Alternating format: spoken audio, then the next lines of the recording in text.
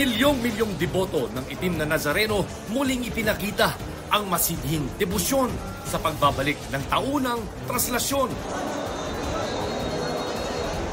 Ang latest sa sitwasyon, buong puwersang tinutukan ng GMA Integrated News. Iloilo LGU balak magsampa ng kaso sa mapapatunayang responsable sa malawakang power outage sa Isla ng Panay at Caratic Probinsya.